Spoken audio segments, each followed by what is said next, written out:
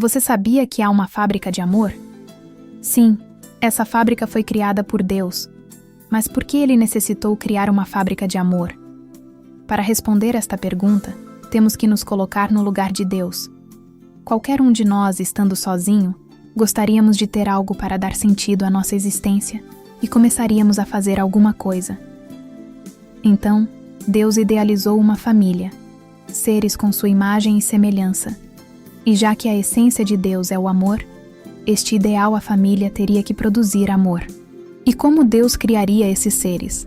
Para criar seres com sua imagem e semelhança, ele teria que refletir sua essência na criação.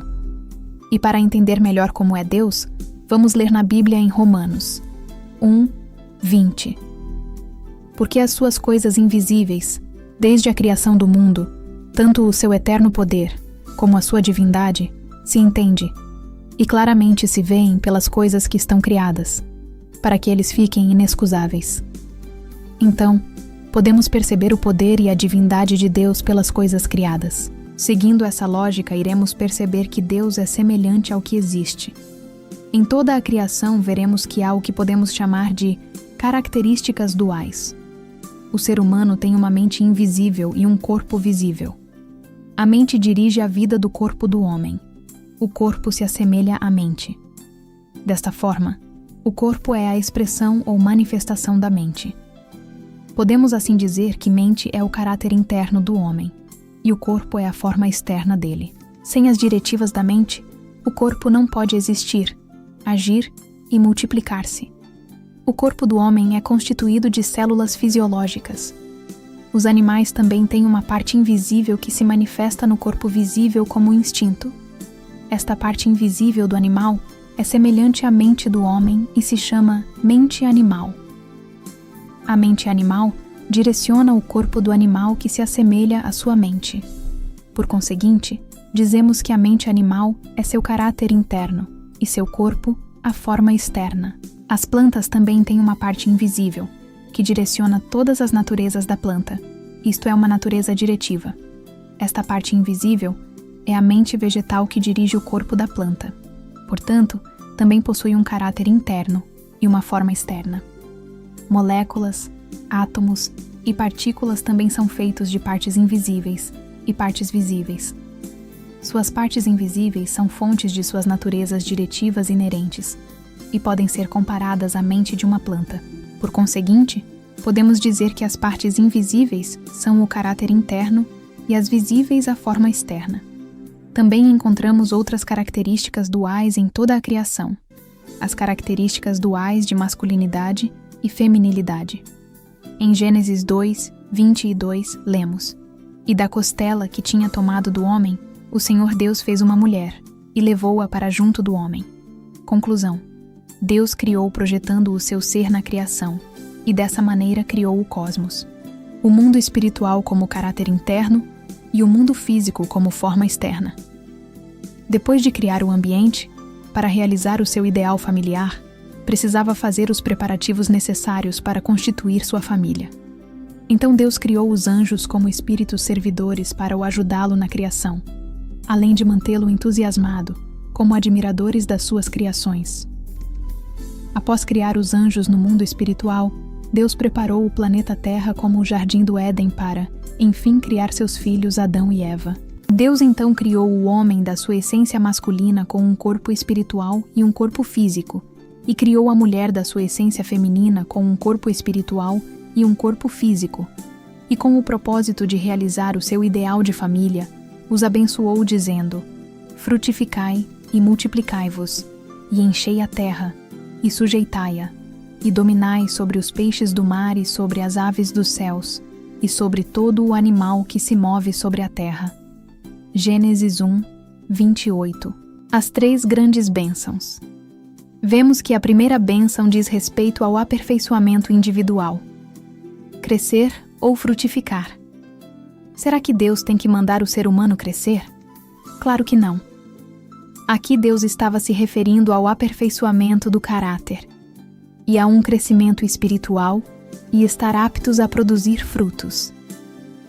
A segunda bênção é a união de Adão e Eva, respeitando a ordem da primeira bênção de estarem aptos a produzir frutos. A terceira bênção teria o efeito desejado por Deus se também tivesse seguido a sequência das bênçãos.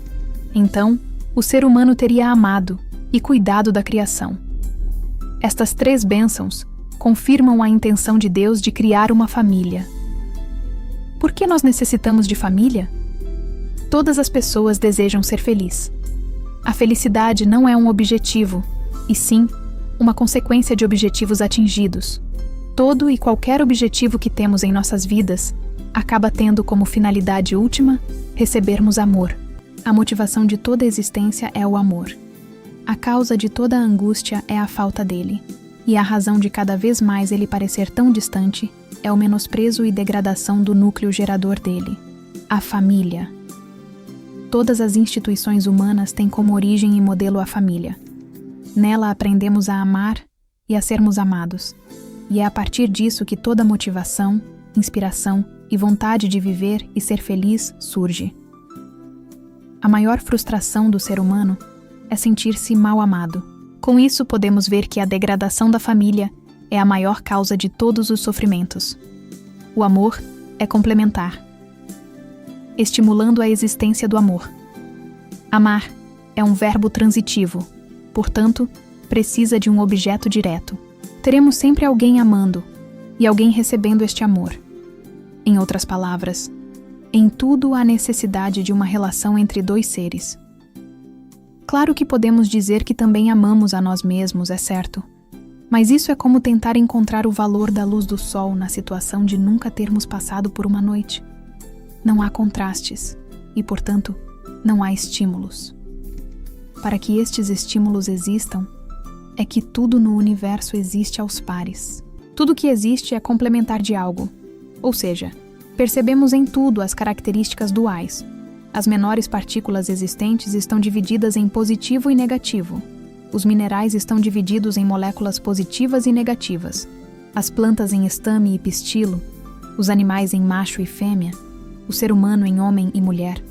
Além disso, percebemos os elementos complementares. Há contraste de direita e esquerda, acima e abaixo, dentro e fora. Contrastes no sentido de complemento. O amor é harmonia e equilíbrio. A unidade entre o sujeito e o objeto gera harmonia e equilíbrio. Então, isso não implica que um desses contrastes seja entre o bem e o mal. Ao contrário, o bem é a harmonia e equilíbrio entre os pares complementares, e o mal é o desequilíbrio e o conflito entre eles. Conclusão. Não existe felicidade e nem amor no estar só. O amor é servir. No amor, não há lugar para o individualismo, mesmo pensando que não necessitamos dos outros e que somos independentes. Independência não é isolamento. Ser independente é ser capaz de viver para o bem maior, sem ser forçado a isso. Objetivos comuns eliminam as desigualdades e a comunidade se beneficia. Uma sociedade onde seus cidadãos pensam e vivem em prol da felicidade do todo, em que estamos incluídos e gera alegria e bem-estar para a família, para a sociedade. Os propósitos só serão coerentes através do estímulo do viver para o bem maior. Caso contrário, é inevitável o surgimento de conflitos. O amor está na dedicação de cada pessoa, em prol do interesse comum que possibilita o bem maior. A família, a sociedade e a nação ganham e se cria laços fraternos entre seus cidadãos. O amor é liberdade. Todos clamamos por amor e por liberdade para amar. No entanto, a liberdade depende de 3 quesitos: regras, responsabilidade, resultados práticos. Nossa liberdade acaba onde começa a liberdade do nosso semelhante ou de outro ser qualquer. Para tanto, regras são necessárias para delimitar nossos padrões de conduta. A questão é que estas regras precisam se tornar um padrão de consciência, de forma a serem aplicadas de maneira cada vez mais natural, e não como imposições. A lei é um conjunto dessas regras, porém, é o padrão de coração que leva cada vez mais a lei a um grau de perfeição, e não o contrário. Seguir regras é ter caminhos para encontrar a felicidade. Havendo-se regras, elas devem ser cumpridas em prol do bem-estar do todo. Cumprir regras é uma questão de responsabilidade e respeito com o todo. Ser responsável é o caminho para a maturidade, a satisfação pessoal, a paz interior e a via para que asseguramos o amor dos outros em relação a nós. Somos livres para que, conforme as regras e com responsabilidade, possamos amar e ser amados pelo ambiente em que vivemos. Por mais que alguém respeite regras e atue de forma responsável, se não buscar fazer com que sua liberdade produza alegria e satisfação, para outras pessoas, será tão carente de amor quanto os que desrespeitam regras e agem com irresponsabilidade. Então somos livres para quê? Podemos ficar livres para simplesmente estarmos parados. Porém, que alegria sentiremos nisso? Sem resultados, sem atos, sem produtos pelos quais demonstremos amor, a liberdade vem a ser inútil e praticamente inexistente. O amor também vem provido do sentimento de eternidade. Depois de todas as condições para a existência do amor que vimos, resta-nos a mais séria de todas: sentimento de eternidade. O amor de verdade acaba em algum ponto? Ele tem um fim? Deixamos de amar nossos pais ou entes queridos depois que eles morrem? Não, pois o amor é eterno e ultrapassa até mesmo a morte. Uma das coisas que mais nos agride é o fato de vermos o amor que nos foi depositado em algum dia venha a cessar.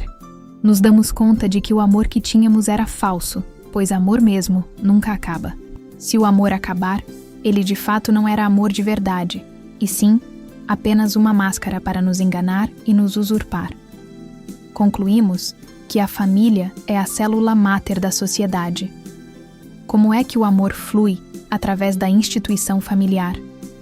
Amor filial é o primeiro nível de amor, atitude de receber. Este é o que surge nos nossos primeiros anos de vida. Apenas recebemos carinho, atenção e cuidados de nossos pais, sem termos que retribuir nada. É um nível de amor unilateral resumido ao receber, e é onde acabamos sendo definitivamente o centro do mundo. Aprendemos então a amar nossos pais em função do que recebemos deles.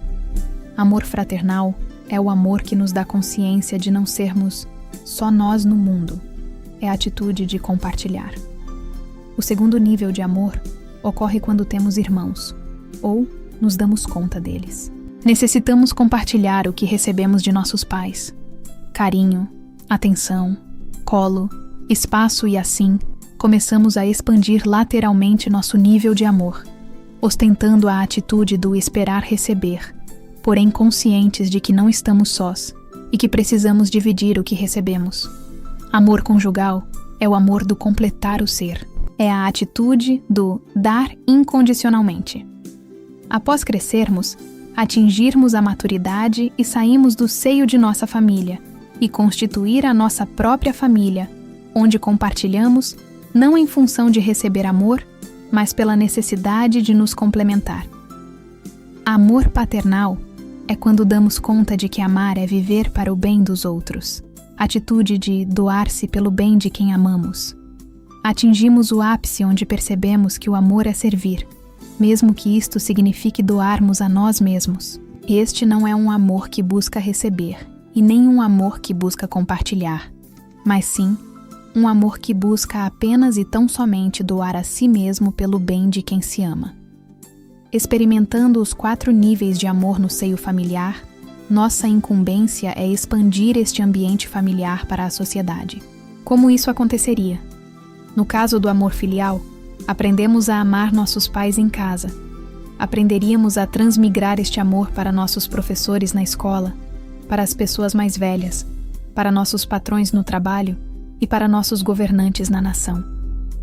No caso do amor fraternal, aprendemos a amar nossos irmãos na família. Levaríamos este amor para pessoas de idade similar à nossa, em todas as situações de convívio social. Aos colegas de classe, amigos, companheiros de trabalho e concidadãos, os vendo como nossos irmãos. Amor conjugal, este é o único amor que jamais deve ser compartilhado. Sabendo que a união sexual entre um homem e uma mulher gera a vida humana, deveríamos ser extremamente responsáveis por este ato. Gerar vida fora da família é um crime bárbaro, pois é matar um ser pela via mais perversa, a falta de amor. O ser humano é a imagem e semelhança de Deus. Mas o ser humano não é só o homem ou só a mulher, mas são os dois. Deus, ao criar o ser humano, projetou seus atributos de masculino e feminino separados, para que ao se unirem fossem sua imagem e semelhança. No entanto, esta união, para representar a Deus, deve ter as qualidades de único, absoluto, eterno e imutável. Logo, buscamos fazer com que a união entre homem e mulher venha a ser única, eterna, imutável e absoluta. É o caminho correto para a solidificação do ambiente familiar. Longe desse compromisso, não há como famílias verdadeiras serem constituídas, no caso do amor paternal. Aprendemos a amar nossos filhos em casa e espalharíamos este amor para os filhos de nossos vizinhos, amando-os como se fossem nossos próprios filhos, amando nossos alunos, e a todos com idade de ser nossos filhos, como se assim fossem. O convívio entre gerações. A família. Situada no tempo. O amor dos avós são os mais próximos de Deus. Os avós nos dão um senso de direção. E pela experiência que eles adquiriram, aprendemos mais rápido com respeito e serenidade. Os pais representam o presente e os filhos, netos, representam o futuro. Não há propósito em viver o presente sem preservar o passado em função do futuro. O sentido de eternidade do amor está intimamente ligado à preocupação com as gerações mais novas, pois nelas está o futuro da nação. É importante mantermos o elo entre o passado e o futuro, compreendendo os erros e acertos antes cometidos para que os erros sejam minimizados e os acertos maximizados nos tempos vindouros. Um modelo familiar verdadeiro que possa ser aplicado em todos os níveis da sociedade é a base da personalidade e caráter do ser humano, equilibrando deveres e direitos. Maturidade de caráter. Se uma pessoa recebesse os 4 níveis de amor, o amadurecimento do caráter estaria assegurado. Mas o que é um caráter maduro?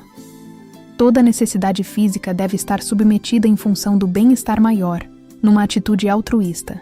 Deus existe e Ele é a fonte desse altruísmo, e está em constante relacionamento conosco, não sob uma perspectiva apenas religiosa ou sistemática, mas sim numa relação de pai e filho. Nossas necessidades físicas como fome, desejo sexual, sono ou posses materiais, bagagem intelectual, não estão acima de meu coração e da necessidade de amor. Toda necessidade física deve estar submetida em função do bem-estar maior, numa atitude altruísta. Uma pessoa assim é esquivo de conflitos e consegue encontrar dentro de si mesmo a eterna fonte de harmonia e felicidade. Harmonia e felicidade, estas que emanarão em palavras e o levarão a encontrar um cônjuge não pelo propósito de satisfazer a si mesmo, mas sim de multiplicar o que há de harmonioso em si. A isto chamamos de maturidade de caráter. Não nascemos devido à nossa própria vontade. Não escolhemos nosso nome e nem a data e local de nascimento. Portanto, não existimos para nós mesmos, e sim para o bem dos outros. Jovens que conseguem esta maturidade de caráter constituirão famílias em que o amor conjugal será certamente único, eterno, imutável e absoluto, e por fim, chegarão a ser pais exemplares. O valor que terão como meta será o amor original, e terão completa noção e experiência de que a maior alegria e felicidade que podemos experimentar é oriunda do amor que nos é retribuído. Estes darão condições de vida melhores do que eles mesmos tenham ou tiveram, para seus filhos, alunos e a seus governados, fazendo deles pessoas melhores que eles mesmos. O caminho para se ter esta retribuição de amor é o servir incondicionalmente, investir tudo o que se tem e se preparar para investir mais ainda. Harmonia social. Este ambiente familiar expandido gerará uma sociedade humana em plena harmonia com o amor de Deus. A isto chamamos de harmonia social. Os interesses econômicos estariam submissos ao progresso e ao bem-estar comum, onde tecnologias novas não seriam manipuladas em favor de poucos. E solidificaria a base do progresso científico-tecnológico, guiado pelo zelo e o cuidado com a vida. perfeição de coração. A humanidade existindo com este padrão de harmonia e amor, inevitavelmente, transmitirá isto à natureza, preservando e cultivando o meio ambiente. A ideia de agredir o meio ambiente seria inconcebível, pois todo o amor desenvolvido nas relações humanas estaria transbordando para a relação com a natureza. Então, o ideal de família passa por estes 3 pontos: maturidade de caráter, harmonia social e perfeição de coração. Logo, a família é muito mais ampla do que o simples aglutinado de pessoas que convivem debaixo de um mesmo teto. Resultado das famílias estarem degeneradas. A sociedade enfrenta inúmeros problemas que vão desde a desigualdade social, o aumento da violência, drogas, prostituição e a degradação ambiental, até questões mais complexas como a exclusão social e a falta de empatia. Uma das razões que pode explicar essa situação é a falta de amor nas relações humanas. O amor é uma emoção que nos permite conectar com os outros de forma profunda e empática, permitindo-nos compreender as suas necessidades, desejos e dificuldades. Quando essa conexão é ausente, as relações humanas tornam-se superficiais e as pessoas se sentem isoladas e desconectadas. A falta de amor nas relações humanas pode levar a uma série de problemas sociais. Por exemplo, a desigualdade social pode aumentar quando as pessoas se tornam egoístas e se preocupam apenas com os seus próprios interesses, em detrimento do bem-estar da comunidade como um todo. A violência também pode ser um resultado da falta de amor nas relações humanas. Quando as pessoas não se sentem conectadas e não conseguem resolver os seus conflitos de forma pacífica, podem acabar recorrendo à violência para impor as suas vontades. Então o ideal de família começa a ser degenerado na falta de maturidade de caráter. Como indivíduos e influenciados por um ambiente que lucra sobre estas circunstâncias, e não desenvolvemos a capacidade de amar incondicional e beneficente, e nos estagnamos no nível de amor egoísta, do buscar apenas receber, infantil, ou no nível de amor por interesses, barganhando e negociando o amor em função de benefício próprio, adolescentes. Sem passar pelo processo de maturação individual de maneira adequada, a harmonia social pela prática do amor paternal é prejudicada, e todos estes prejuízos são refletidos nas relações humanas e com a natureza. Sem passar pelo processo de maturidade individual de maneira adequada, a harmonia social pela prática do amor paternal é prejudicada, e todos estes prejuízos são refletidos nas relações humanas e com o meio ambiente. Então agora você sabe por que Deus nos criou? Vamos recapitular. O motivo está aí, nas primeiras páginas de sua Bíblia. Em Gênesis 1, 28.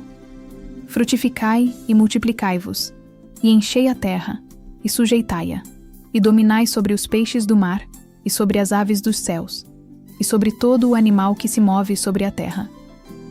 São 3 bênçãos.